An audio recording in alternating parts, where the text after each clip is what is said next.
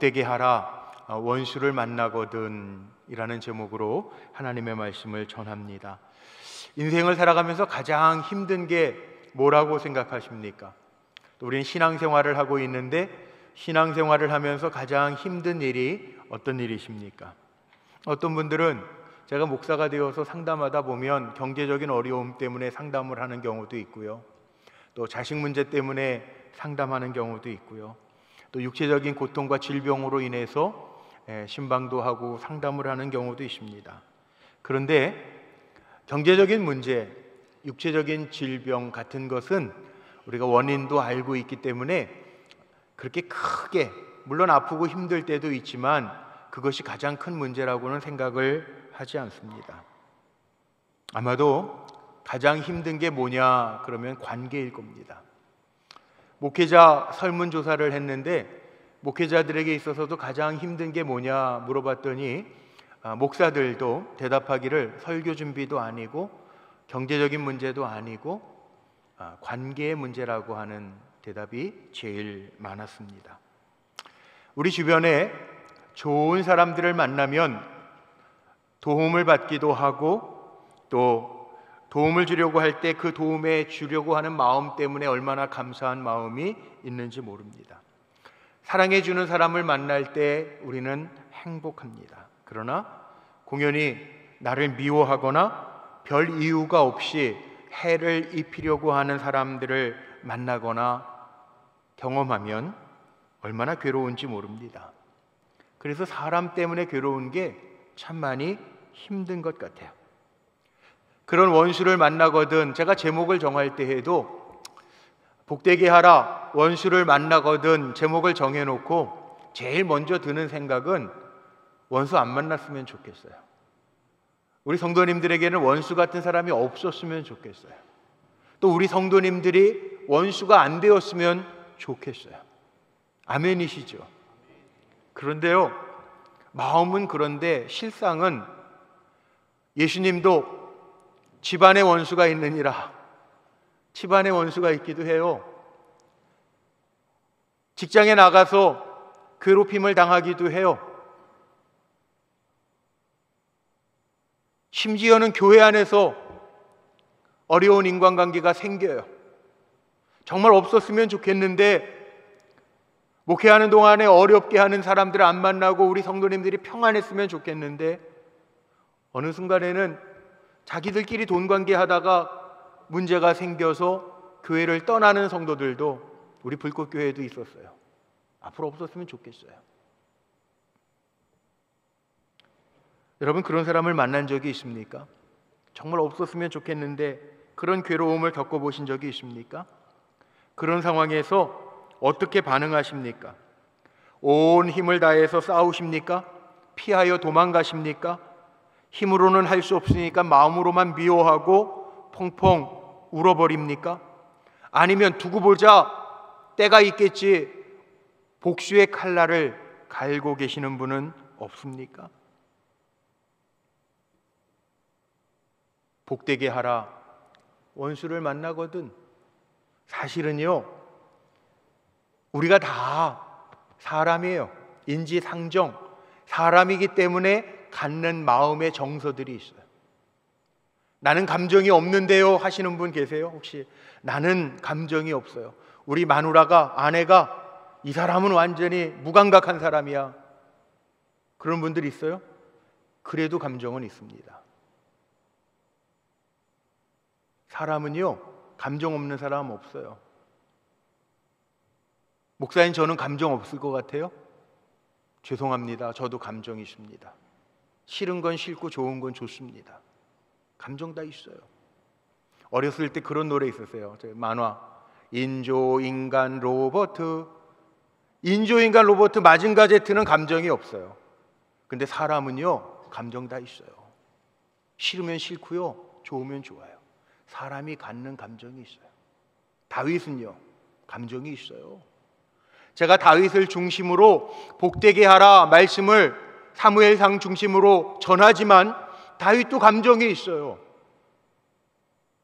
오늘 제가 25장의 말씀은 건너뛰고 26장 중심의 말씀을 전하지만 25장 중심의 말씀에 보면 다윗이 나발이라고 하는 사람 때문에 극한 감정에 쌓여서 야, 안 되겠다, 이 나발 우리를 무시해, 가자. 그리고 나발을 공격하러 가다가 그 나발의 지혜로운 아내, 나중에 다윗의 아내가 되기도 하는데 아비가일이 온유한 말로, 겸손한 말로 다윗에게 조아리면서 그 감정을 잘 사그러뜨리고 다스릴 수 있도록 해서 사건이 생기지 않은 거지 다윗에게도 감정은 있었어요.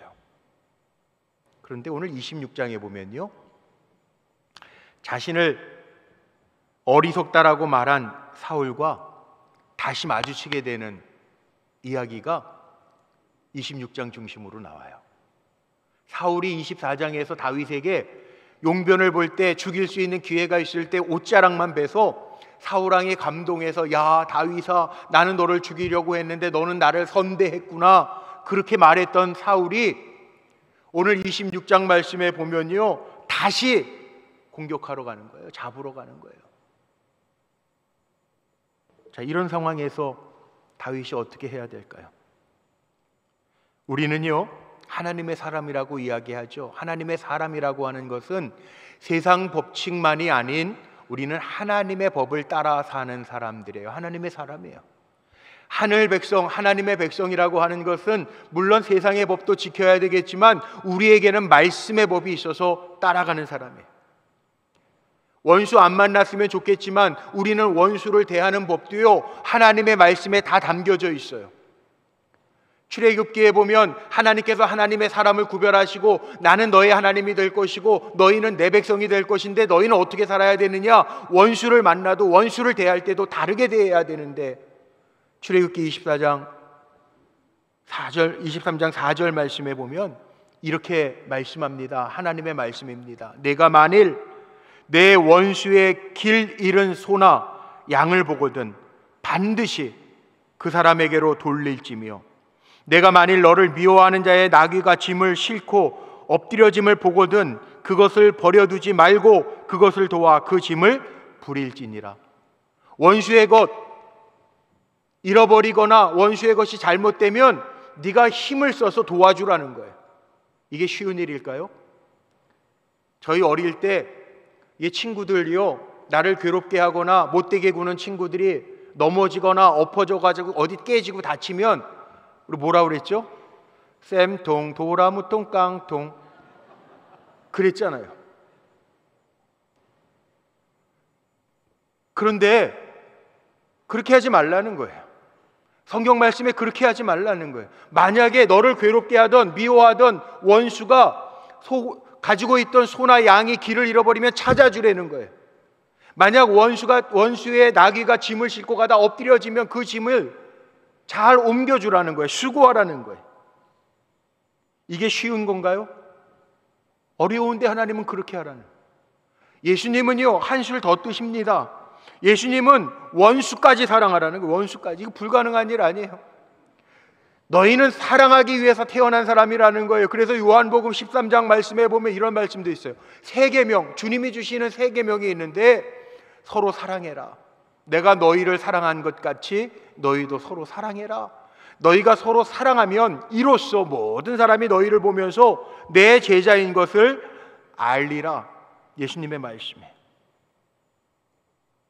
이 얘기는 뭘까요? 우리가 살아가면서 원수 안 만났으면 좋겠지만 이게 사람 관계가 100% 완전할 수가 없습니다. 100% 다 칭찬만 받을 수 없습니다. 누가 잘 될 때 다 박수만 쳐주지 않습니다. 어떤 사람은 그 사람을 끌어내리려고 합니다. 왜 하나님도 예수님도 이런 말씀을 하나님의 사람들에게 주시는 걸까?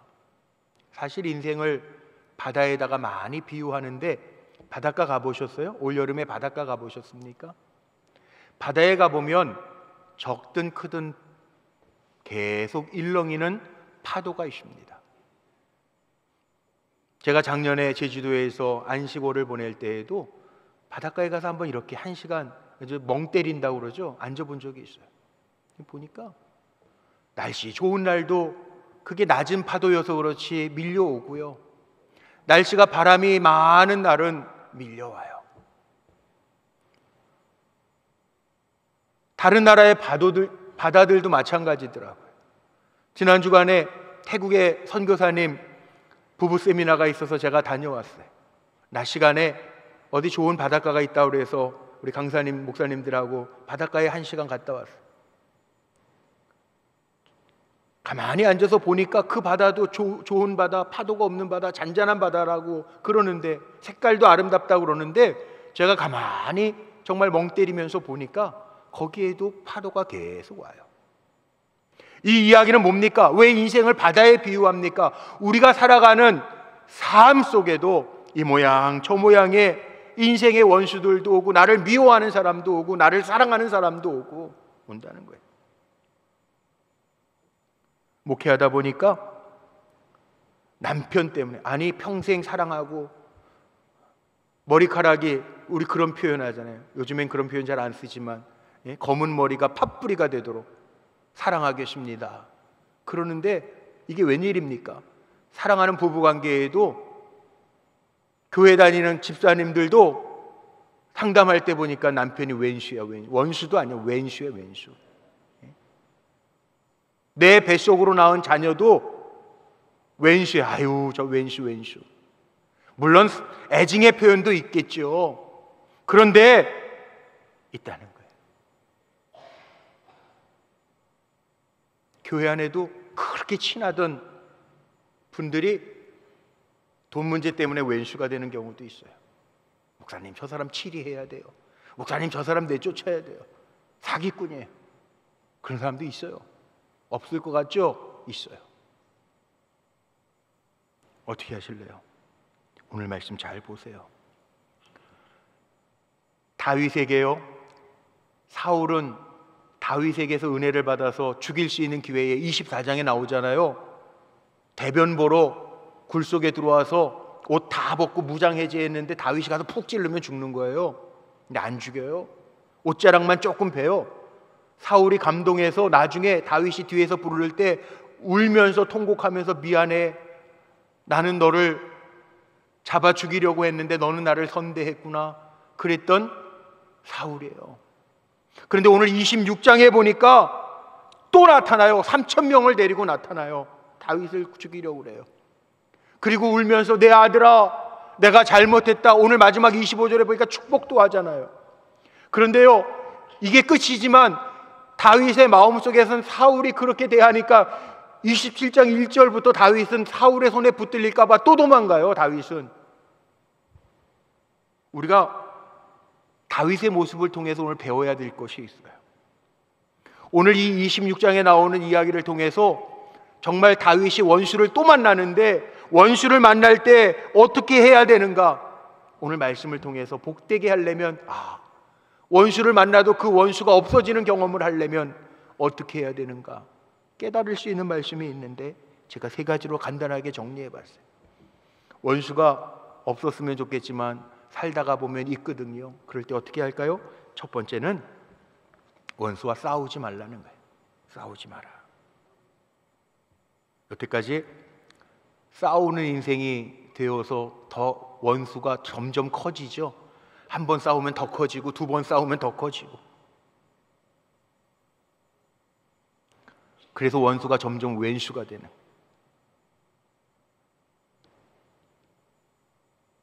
목회하다 보니까 성도님들만 대하니까 저는 그래도 참 감사해요.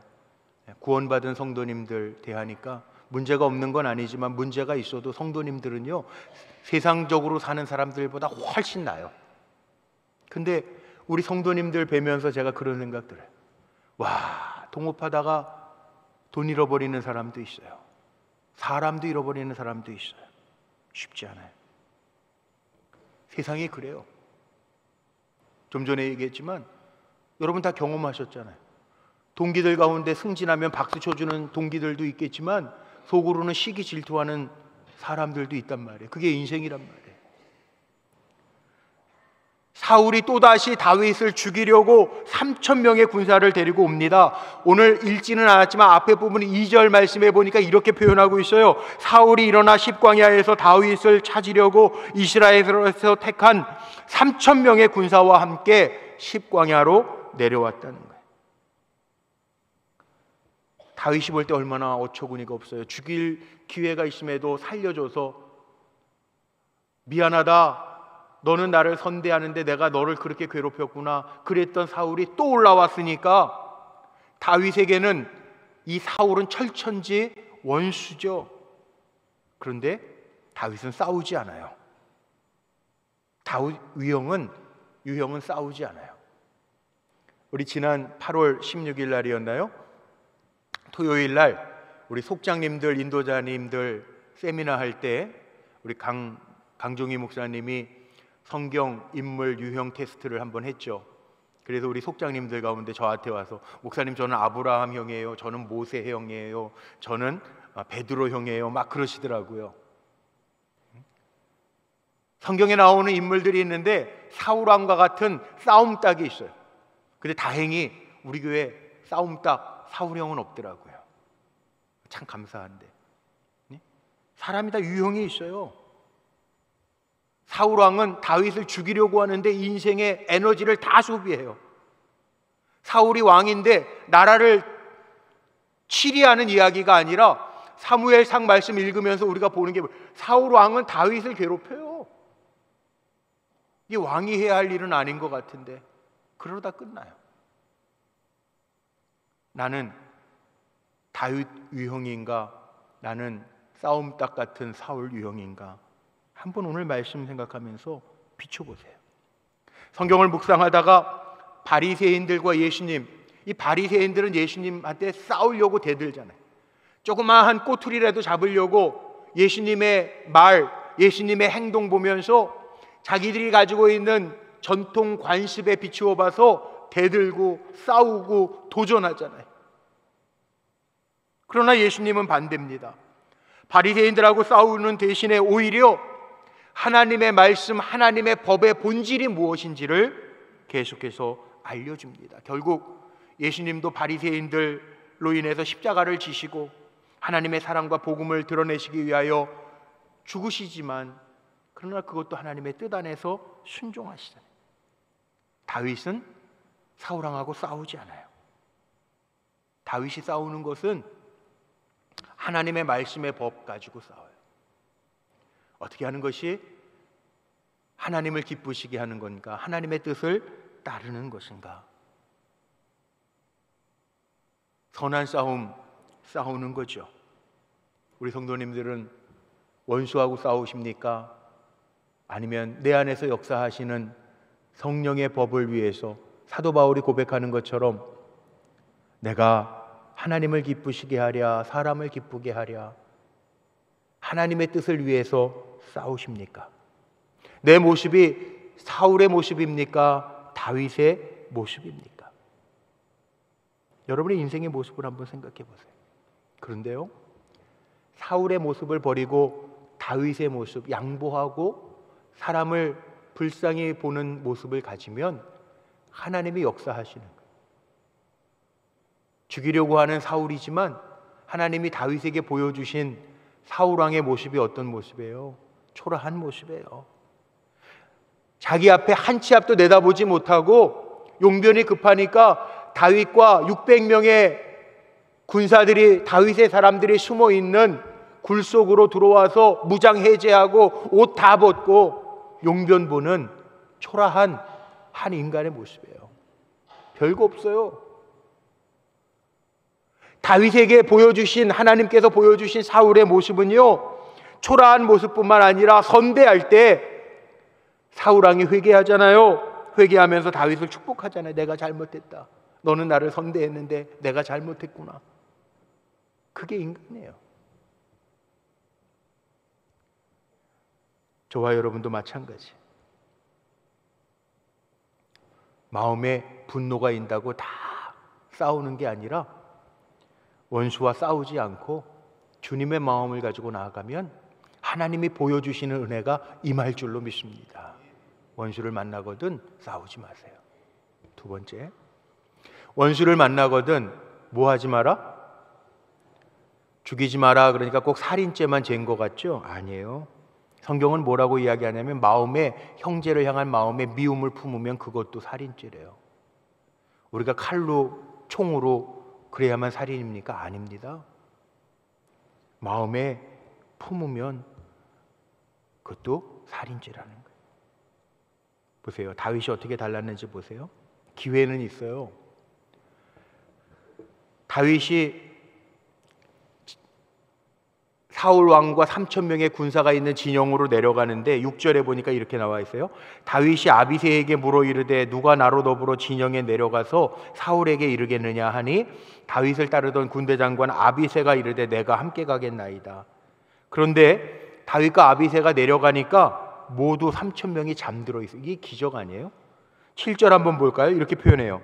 다윗과 아비새가 밤에 그 백성에게 나아가 본즉 사울이 진 가운데 누워 자고 창은 머리곁 땅에 꽂혀 있고 아브넬과 백성들은 그를 둘러 누웠는지라. 밤에 내려갔는데, 아니 왕이 지금 잠들어 있는데 3,000명의 군사들이 다 누워 있어요. 이 말이 돼요? 우리 남자분들은 군 생활 해보셔서 아시잖아요. 전쟁이 없어도 막사에서 잠을 자도 불침번이 있어요. 지킨단 말이에요. 근데 3,000명이 다 널브러져 자고 있어요. 기적이죠. 죽일 수 있는 기회가 왔죠. 그러니까 아비새가 다윗에게 8절에 보니까 이렇게 얘기합니다. 하나님이 오늘 당신의 원수를, 여기 원수를 당신의 손에 넘기셨나이다. 그러니 청하오니 내가 창으로 그를 찔러서. 다윗은 못 찌르는 걸 아비새가 아니까 내가 찔러서 단번에 한 번에 땅에 꽂게 하소서. 내가 그를 2번 찌를 것도 없으리이다 하니, 자기가 하겠다는 거예요. 기회를 탔다는 거예요. 그런데 다윗은 그렇게 안 해요. 이게 다른 거예요. 우리 마찬가지예요. 살아가다가 보면 화날 때 옆에서 부추기는 사람 있죠. 야, 그때 야, 이게 기회야. 해봐 뺏어. 보통 다윗의 시대는요 동해보복법입니다. 구약시대. 이는 이로, 눈은 눈으로. 같은 방법으로 해야 하는 거는 죄가 아니에요. 동해보복법이에요. 보복할 수 있어요. 근데 다윗은 그렇게 하지 않아요. 9절 말씀해 보니까 다윗이 아비새에게 이르되 죽이지 말라. 누구든지 손을 들어 여호와의 기름 부음 받은 자를 베면 죄가 없겠느냐. 다윗이 그래요. 다윗에게는 다른 점이 있습니다. 뭐가 다르냐 하면 첫째는 보는 눈이 다릅니다. 원수로만 안 봅니다. 하나님이 기름 부으신 종으로 봅니다. 보는 눈이 다르니까 다르게 행할 수밖에 없어요. 우리 사랑하는 성도님들을 축복합니다. 세상을 살아가지만 볼 것만 보고 하나님 보게 하시는 것 볼 수 있는 눈을 갖게 되시기를 주의 이름으로 축복합니다. 다윗이 달라요. 다윗이 다른 점이 있어요. 다윗은요 자기가 하지 않아요. 하나님이 하시는 일을 믿어요. 그래서 10절에 보니까 이렇게 얘기해요. 다윗이 또 이르되 여호와께서 살아계심을 두고 맹세하노니 여호와께서 그를 치시리니 혹은 죽을 날이 이르거나 또는 전장에 나가서 망하리라. 자기가 하지 않겠다는 거예요. 하나님의 사람은 하나님이 알아서 처리하실 거라고 하는 믿음이 있어서 다윗은 하나님의 주신 마음에만 순종해요. 이게 순종이에요. 제가 성경 공부를 할 때 헨리 블랙가비라고 하는 분이 쓴 하나님을 경험하는 삶, 가정에서 하나님을 경험하는 삶, 직장에서 하나님을 경험하는 삶, 교회에서 하나님을 경험하는 삶, 3권의 책을 썼어요. 이분 책을 교재로 삼고 성경 공부를 할 때 아마 기억나시는 분들도 있을지 모르겠는데 제가 제일 기억 남는 게 있어요. 순종이라는 단어예요. 하나님 앞에 순종하기까지 우리는 조종해야 될 것들이 많아요. 내 마음의 욕심도 있고 내 마음의 삶의 경험도 있기 때문에 하나님 앞에 순종하려면 먼저 내 안에서 조종하는 절차를 거쳐야 돼요. 그래서 순종이라고 하는 게 뭐냐 하면 여기엔 그렇게 표현을 합니다. 순종이라고 하는 것은 사람들이 보통 하나님 내 인생의 청사진을 보여주세요, 내 앞길에 내가 가야 할 길을 보여주세요, 그럼 순종할게요. 그 순종이 아니라는 거예요. 순종은 뭐냐 하면 내 상황이 어떠하든지 간에 그때 하나님께서 나에게 주시는 마음, 말씀, 거기에 따라가는 거, 이게 순종이라는 거예요. 우리 사무엘상 15장에서 봤죠. 하나님 뭐라고 그러시냐 하면 제사가 순종이 제사보다 낫다. 순종이 제사보다 낫다. 예배 드리는 거 귀하지만 하나님 기뻐 받으시지만 우리가 하나님의 말씀에 순종하는 것이 우리가 예배 드리는 것보다 나을 정도로 순종이 중요하다는. 우리는요, 머리가 있고 경험이 있어서 자꾸 계산하고 따져요. 이것저것 따져요. 근데 하나님 기뻐하시는 게 뭐냐 하면요, 저도 한번 그 음성 들었어요. 안 들리는 것 같은데 하나님 듣게 하시더라고요. 너 잘하는 거 있잖아, 순종. 가만히 생각해 보니까 그래요. 순종 잘하면 돼요. 하나님 말씀하시고 감동하실 때 따라가면 돼요. 그런데 하나님 절대 손해보게 안 하세요. 우리가 만물의 주인 되신 하나님을 고백하고 창조주 하나님을 고백한다면 하나님 말씀에 순종하는데 하나님 망하게 하세요? 부모가 자녀들 사랑하는데 자녀가 부모에게 순종하는데 부모가 자녀 괴롭게 해요? 손해보게 해요? 안 그래요, 안 그래요.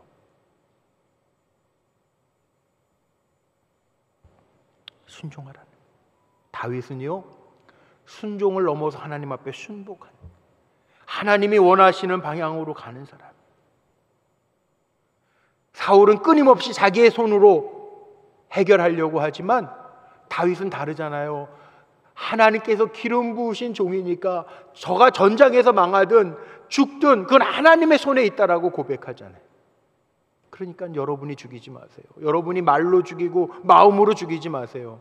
우리에게는 누가 계세요? 원수 갚는 건 하나님께 있대요. 그렇게 살아가시기를 주의 이름으로 축복합니다. 마지막 세 번째, 복되게 하는 사람은요, 원수를 만나거든 원수를 긍휼히 여기라는 거예요. 사울이요, 다윗에게 또 한 은혜를 입으니까 21절 말씀에 다윗에게 또 이렇게 고백을 합니다. 사울이 이르되 내가 범죄하였도다. 내 아들 다윗아 돌아오라. 내가 오늘 내 생명을 귀하게 여겼은즉 내가 다시는 너를 해하지 아니하리라. 사울이 회개해요. 자, 26장에 다윗과 사울 왕의 이제 이런 쫓고 쫓기는 관계는 끝납니다. 물론 27장 1절에 보면 다윗이 사울이 언제 마음이 변할지 모르니까 또 도망가는 얘기는 나오지만 사울 왕과 다윗의 만남은 26장에서 끝나요. 그런데 원수가 사라지게 된 것은 왜 사라졌을까요? 다윗을 통해서 원수가 사라지게 되는 법을 봤는데 왜 사라졌어요? 다윗이 긍휼히 여기니까 원수가 없어져요. 다윗은 사울 왕을 아버지라고 불러요. 사무엘상 24장 11절에도 내 아버지요 그래요. 내 아버지요 보소서. 내 아버지요. 원수라고 안 얘기해요. 그러니까 우리는 원수, 왼수 이런 말 쓰면 안 돼요. 긍휼히 봐야 돼요. 사울과 다윗의 마지막 말을 한번 볼까요? 다윗이 사울을 긍휼히 여기니까 사울 왕과 다윗의 만남 속의 마지막 말은요, 원수가 아니라 사울 왕이 다윗을 축복하는 얘기로 끝납니다. 그게 오늘 25절 말씀이에요. 거기 뭐라고 나와 있어요? 노란 글씨만 같이 읽어보죠. 그리고 마치죠. 시작. 사울이 다윗에게 이르되 내 아들 다윗아 내게 복이 있을지로다. 내가 큰 일을 행하겠고 반드시 승리를 얻으리라 하니라. 네. 사울 왕과 다윗의 마지막 장면인데요, 원수였던 사울이 다윗을 축복해요. 이렇게 끝나요. 긍휼히 여기니까 다윗에게 뭐가 돌아가요? 복이 돌아가요. 복이 돌아가요. 원수가 원수로 커지는 게 아니라, 저는 우리 성도님들이 원수 안 만났으면 좋겠어요. 이게 1번이에요. 그러나 살아가다 보면 원수를 만날 때도 있는데 여러분 그래도 복되시기를 주의 이름으로 축복합니다. 우리가 긍휼히 여기는 마음 가지면 그 원수의 입을 통해서도 사울 왕의 입을 통해서도 네가 승리하리라, 내가 복되리라 이렇게 들려진다. 사무엘하 1장에 가면 요나단과 사울이 이미 죽었을 때 그 소식을 전해들은 다윗이 아름다운 사람, 용사요 이렇게 고백하면서 조가 시를 짓잖아요. 오늘 말씀 마치려고 하는데 긍휼이에요, 긍휼. 우리를 괴롭게 하는 사람도 우리가 똑같이 대하는 게 아니라 긍휼히 여겨야 되는데, 긍휼이라고 하는 것은 그냥 단순히 불쌍히 여기는 마음이 아닙니다. 긍휼은요, 인생을 하나님의 눈으로 돌아보는 마음이 긍휼이에요. 그 마음 가지라는 거예요. 우리를 괴롭게 하는 사람을 만나거든 원수 갚아주지 말고 긍휼의 마음을 가지라는 말씀 마칠게요. 정말 원수 없었으면 좋겠지만 때때로는 우리를 괴롭게 하는 사람 만날 때가 있어요. 그런데 우리가 예수를 만난 신앙인이라면 아직도 원수 문제 때문에 우리 시달리면 안 되잖아요. 오늘 말씀으로 돌아보십시오. 내가 지금 어떤 싸움을 싸우고 있는가? 내가 다윗처럼 긍휼히 여기는 마음이 있는가? 그런데 진짜 승리는 죽일 때 승리가 아니라 긍휼히 여기는 마음이 있을 때 원수는 사라지고 오히려 원수의 입을 통해서 축복하게 돼요. 우리의 삶 속에 만나는 사람들이 원수가 아니라 하나님의 마음으로 긍휼히 여길 수 있는 넉넉한 사람으로 저와 여러분이 다윗의 유형으로 승리하시기를 주님의 이름으로 축복합니다. 기도하시겠습니다. 은혜가 풍성하신 아버지 하나님, 인생을